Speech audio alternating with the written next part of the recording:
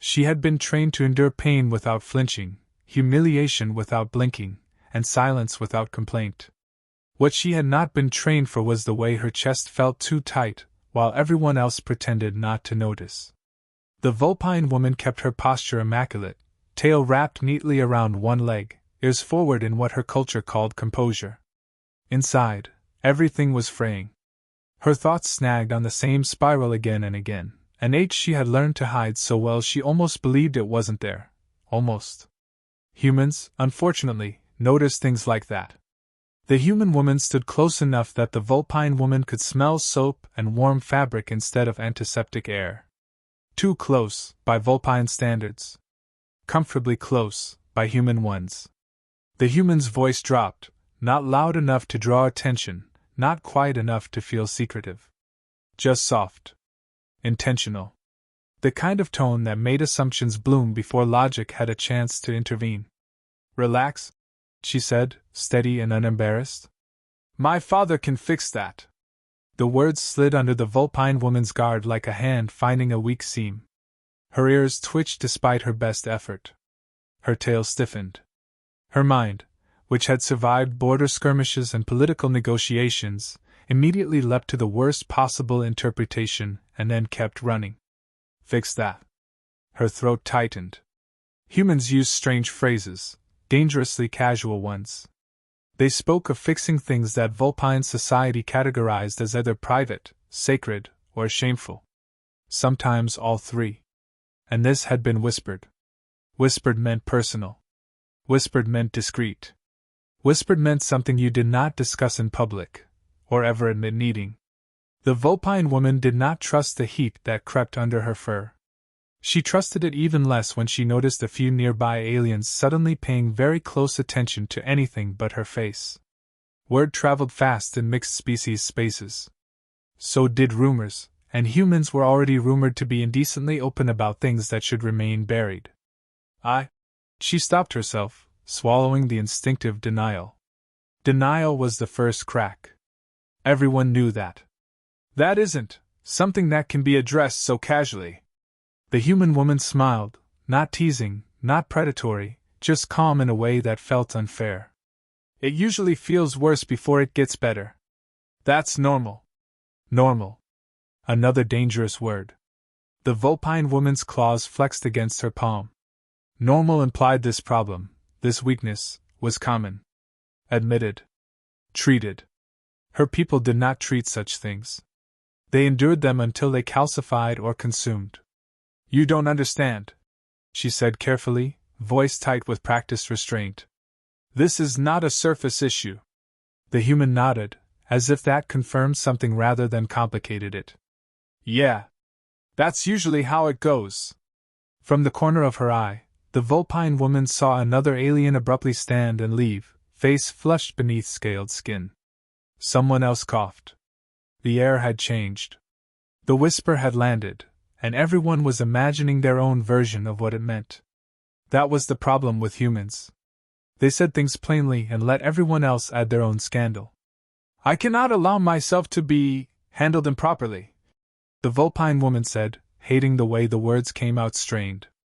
The human blinked, then laughed softly, not mocking, just surprised. Handled? No. Nothing like that. It's about giving you space to unpack things. Safely. Unpack. The Vulpine woman's stomach twisted. Her culture had a phrase for unpacking inner burdens. It translated loosely to ritualized exposure. It was done only under oath, under supervision, and never without consequences. Humans spoke of it like opening luggage. And afterward? The Vulpine woman asked before she could stop herself. Well, the human said, thoughtful. Some people feel lighter. Some feel exhausted. Sometimes both. We usually recommend rest. Rest. Aftercare. The Vulpine woman's ears burned. She nodded stiffly, because refusing now would be an admission of fear, and fear was worse than misunderstanding. Much worse. They walked together, and the human continued talking, apparently unaware that every word landed like a loaded suggestion. She mentioned sessions. Duration. Follow-ups. Trust building. The Vulpine woman heard each phrase through the filter of her own taboo, each one sounding more intimate than the last. "You're sure this is appropriate?" she asked, barely moving her mouth. "Completely," the human replied. "He's very professional." "Her father." The phrase echoed ominously. Vulpine imagination filled in the gaps with alarming efficiency. A figure of authority. Experience. Someone accustomed to fixing what others couldn't. Her tail brushed the floor as she walked, betraying her nerves despite years of discipline. When they arrived, the man was nothing like what she expected. No imposing presence. No ritual garments. Just a human with tired eyes, comfortable clothing, and the faint look of someone who had heard too many stories and never dismissed a single one. He looked up, smiled politely, and gestured to a chair. "You must be exhausted," he said, voice even, not examining her body language so much as acknowledging it. "Most people are, by the time they get here." The Vulpine woman froze. Most people. As if this were common. As if needing this kind of fixing did not mark her as defective. Her breath came shallow. The human woman gave her an encouraging nod and stepped back, not hovering, not watching. Giving space. The man poured a drink, water, nothing more, and slid it toward her. "You don't have to say anything you're not ready to. We'll go at your pace." The tension snapped then, not dramatically, but quietly, like a thread finally giving up. She had braced for judgment, for ceremony, for consequences. Instead there was permission. Choice. An absence of expectation that somehow felt heavier than any demand. "I believe," she said slowly, carefully, "that your offer meant something else." The man raised an eyebrow, curious but not offended. The human woman coughed into her hand, suddenly very interested in the wall. "I see," he said after a beat. "That happens more often than you'd think." Something inside the Vulpine woman loosened despite herself. Not because the problem was solved. Not because she was fixed. But because, for the first time, the thing she carried did not feel like a private shame whispered in corners. It felt like a weight someone else had acknowledged without flinching. And that, she realized, might have been what the human meant all along. The realization did not arrive all at once. It crept in through implication, through the way no one rushed her, through the absence of spectacle. The Vulpine woman sat with her hands folded too tightly, convinced that at any moment the true cost of her agreement would reveal itself. Humans were infamous for delayed consequences. They smiled first, explained later, and somehow expected gratitude at the end. The human woman returned with a casual ease that felt almost insulting. She spoke about timeframes and comfort as if both were renewable resources. "We'll start slow," she said, as though that phrase didn't carry layers of meaning the Vulpine woman wished she could shed. "There's no pressure to perform." Perform. The word struck like a spark. The Vulpine woman cleared her throat. "My species does not perform vulnerability." "Sure you do," the human replied without hesitation. "You just call it something else." That unsettled her more than anything else so far. The idea that humans could see through cultural varnish and label the exposed framework beneath it. The man, her father, listened without interrupting, nodding occasionally, not as affirmation but as acknowledgement. When he finally spoke, it wasn't to probe or command. "Tell me what you're afraid will happen if you stop holding it together," he said. The question was indecent in its simplicity. The Vulpine woman's ears flicked back. Her people framed such inquiries through metaphor and ceremony, never directly. Directness was dangerous. Directness invited answers. "I will be diminished," she said at last. "Respected less. Trusted less." The man considered that, then shrugged mildly. "That's already happening. You're just the last one to notice." Her breath hitched. Not at the bluntness, but at the lack of cruelty in it. He wasn't accusing her. He was stating a pattern. Humans loved patterns. They found comfort in naming them. The human woman leaned back, crossing her arms. "You've been compensating. Overworking. Over-controlling. Over-apologizing. It reads as instability to people who don't share your taboos." instability. The word burned, but it rang uncomfortably true. She had felt it herself, the way her composure sometimes slipped, just a fraction. Enough for others to sense blood in the water. I believed your whisper implied a more personal intervention, the Vulpine woman admitted, unable to meet either of their gazes. One that would permanently alter how I am perceived. The man smiled faintly. It will. Just not the way you think. That didn't help. It did, however, keep her from bolting. Humans had a talent for saying alarming things calmly, as if that made them reasonable. They began with questions that sounded harmless but cut deep. How long had she been feeling this way? When did rest start feeling undeserved? Who taught her that endurance was the same as strength? Each answer loosened something she hadn't realized was clenched. Each pause was respected, not filled with ritual or rebuke. At one point, she realized she was speaking more freely than she ever had in her own circles. There was no audience to impress, no hierarchy to navigate. Just humans, maddeningly attentive, treating her internal disarray like a solvable problem rather than a moral failing. I don't understand how you live like this, she said, frustration leaking through. Exposed. Unashamed. The human woman snorted. Oh, we're ashamed. Constantly. We just got tired of pretending shame fixed anything. The man nodded. Pain doesn't go away because you refuse to look at it. It just finds other ways to make itself known. That struck harder than any cultural critique. The Vulpine woman thought of her recent mistakes, her short temper, the way she'd snapped at subordinates for trivial errors. Pain, leaking out sideways. As the conversation continued, the double meanings slowly unraveled. Phrases she had initially taken as suggestive revealed themselves as procedural. Safe. Boring, even. There were no hidden rights, no irreversible commitments. Just ongoing effort. Repetition. Check-ins. Accountability. And yet, something about that felt more intimate than anything she'd feared. Humans did not promise to fix her once and forever. They offered to stay present while she did the work herself. It was an intimacy of endurance rather than intensity. At some point, she laughed. A sharp, surprised sound that startled even her. The human woman grinned. There it is. That's a good sign. What is?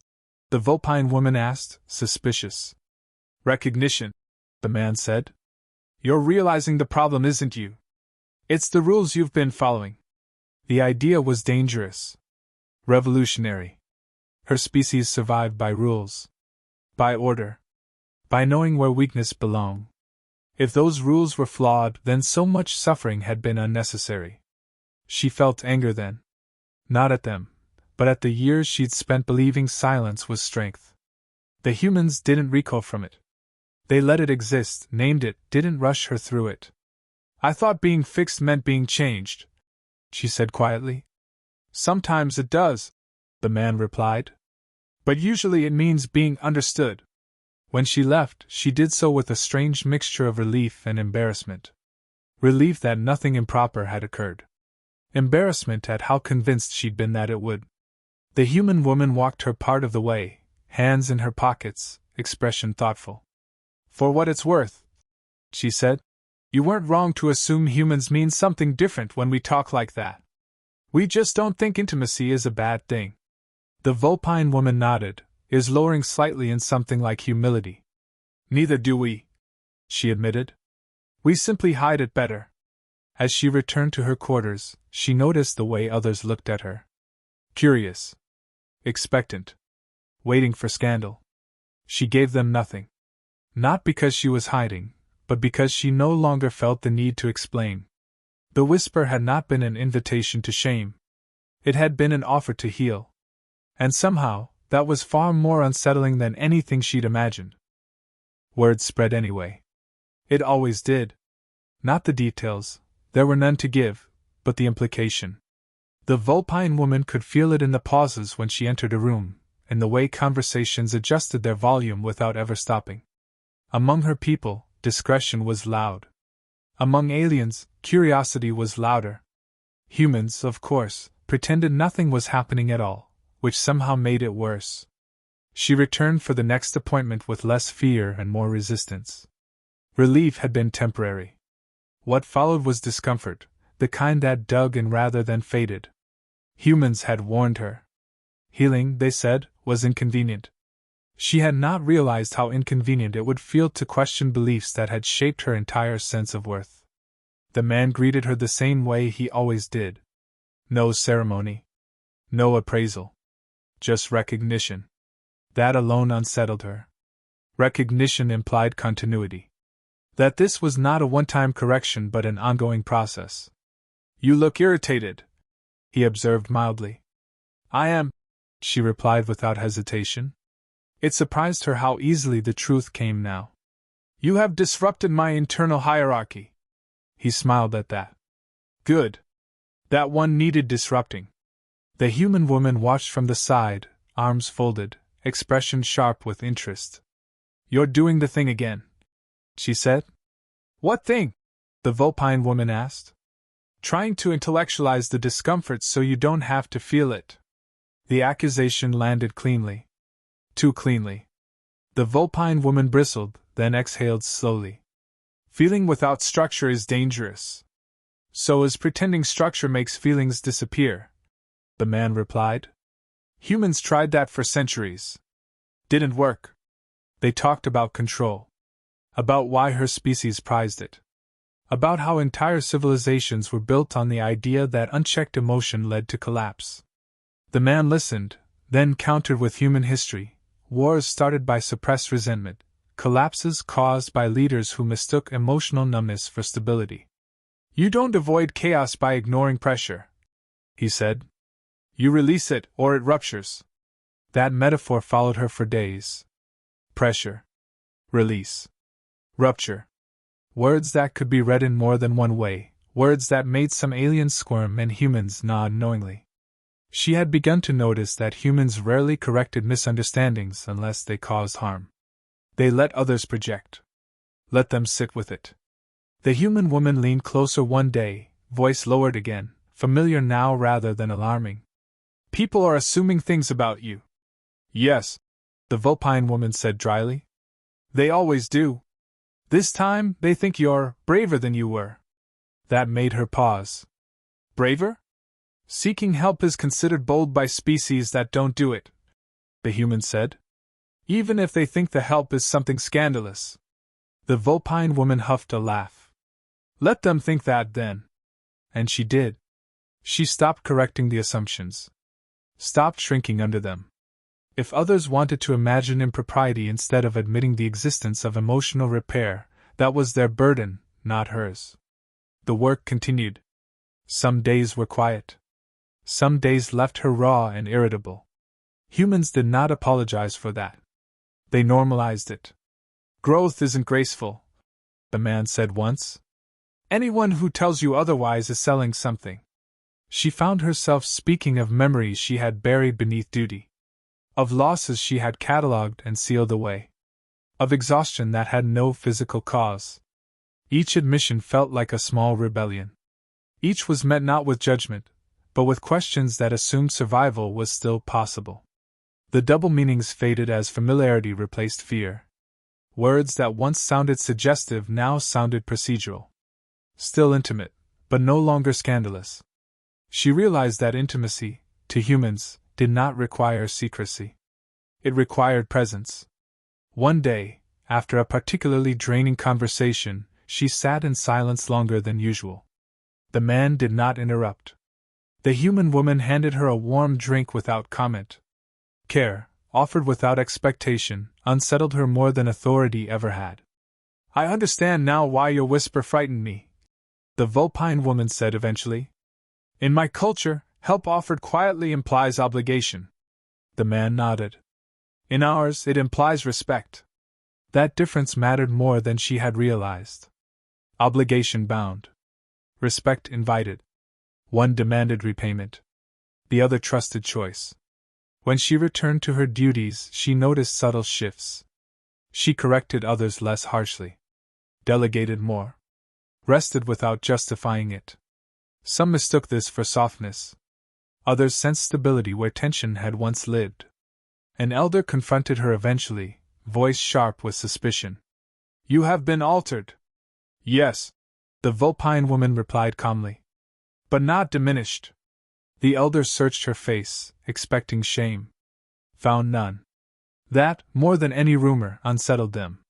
Humans watched all of this with quiet satisfaction. Not triumph. Satisfaction. The kind that came from seeing something work the way it was meant to. They did not claim credit. They never did. They simply remained available. The galaxy had many myths about humanity. Physical endurance. Technological improvisation. Ruthless persistence. Few spoke of this, the human refusal to abandon broken things, even when repair was slow, uncomfortable, and unglamorous.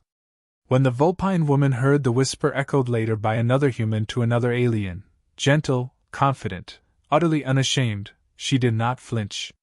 She smiled, just slightly, understanding at last. It was not a promise of pleasure. It was not an offer of dominance. It was something far more dangerous to civilizations built on silence. It was an invitation to heal. By the time she realized something fundamental had shifted, it was already visible to others. Not in anything dramatic or ceremonial, but in the absence of strain. She no longer moved like someone braced for impact. Her ears no longer twitched at every fluctuation in tone. The tightness she had once mistaken for discipline was gone, replaced by something quieter and far more unsettling, ease. Ease, she learned, made people uncomfortable.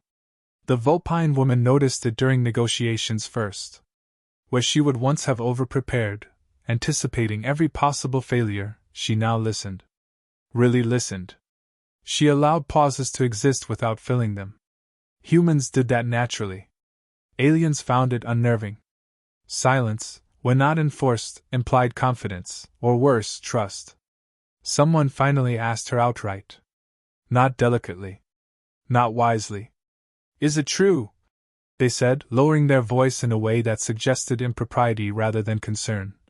That the humans fixed you? She considered the question longer than necessary. Old instincts urged deflection. New ones urged honesty without apology. Yes, she said. The reaction was immediate. Shock. Curiosity. A ripple of whispered speculation. They expected scandal. Transformation. A price paid behind closed doors.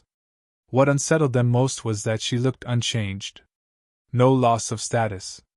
No visible dependence. No shame. What did it cost you? Someone pressed. She tilted her head, thoughtful. The belief that suffering was proof of worth. That answer spread faster than any rumor. Because it threatened something fundamental.